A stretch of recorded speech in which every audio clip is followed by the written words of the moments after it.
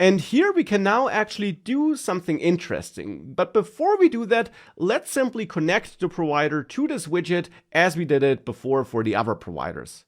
So when we initialize our filters, we no longer have to do this with help of the current filters that are received here. Instead, we can get rid of this here in our filters screen, because now we can get this information from the provider instead. So therefore here in its state, we can use ref and then call read. And here I'm using read instead of watch because init state is only executed once anyways. So setting up a listener here doesn't make too much sense because this code won't run again anyways, unless the widget was removed and re-added. So here I will read, and I will read the filters provider. And from that filters provider, by using read here, I'll get my active filters as they are stored in the provider or in my notifier. I'll get my map here. And we can then, of course, use that to access the gluten-free filter. And the same for the other filters for lactose-free, vegetarian, and vegan. We can use this data from the provider to initialize our local state in this widget. And I do have this local state here because I of course still want to make sure that as users tap these different list tiles, these different switches in the list tiles, I do reflect those changes on the screen.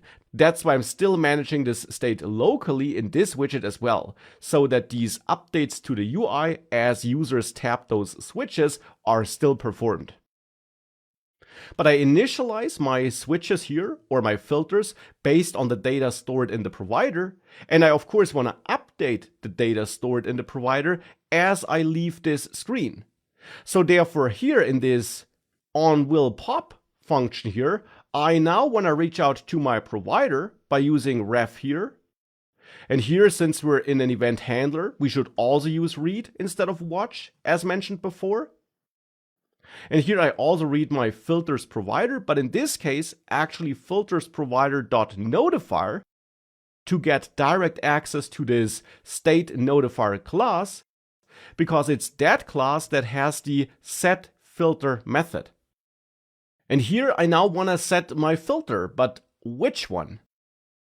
Well, here, when the user taps the back button, I actually want to set all my filters.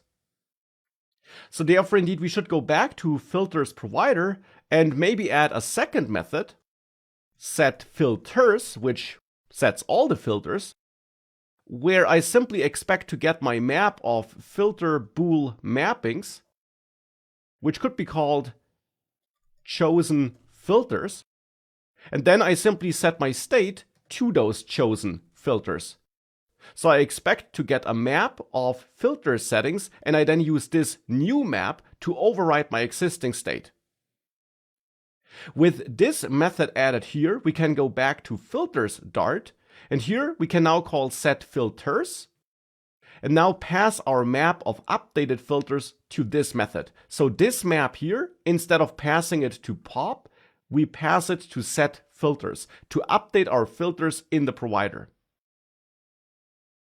With that, we also don't need to call pop manually anymore. Instead, we can just return true here to allow Flutter to perform the pop action it wanted to perform anyways. And we don't need to do this manually anymore because the only reason we did it manually was so that we could pass some data along. But we're now not doing this anymore because we're using this provider approach instead. Now with that, we are storing these filters as we're leaving this page. But keep in mind that I did now remove this current filters input data, which we previously used to initialize our filters. Now we're doing this on the provider. That's why I removed this property and parameter from the filters screen widget class here.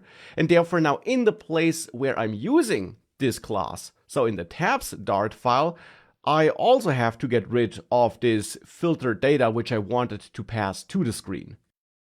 And we now also can set this to const, and we now also won't get back a result anymore after navigating users to the filters screen, because we're no longer returning any data here. We basically removed this code where we returned data through pop.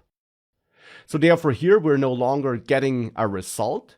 And of course, therefore here we no longer need to manage the selected filters at all because we're now doing this in the provider. This property here can now be removed. Which of course now also means that we have to do something with this logic here because we no longer got this selected filters property here. Well, one thing we could do is, of course, we can use ref, which we already have here because the tabs state here already depends on consumer state. And we can watch our filters provider here to get our active filters, because that's exactly what this provider manages. So we can now use this active filters variable here, because there we do have access to the filters, because now we're getting the filter data from the provider. And with that, everything should work again. If we now save this and restart the app, if I go to my filters screen and I set some filters here and then go back, that looks good. Some items are definitely being filtered out, whilst we can still see other meals like this one. So that's how we could implement this filter logic with a provider. But that's not all we can do. Instead, we can leverage this RiverPod package and this provider feature a bit more.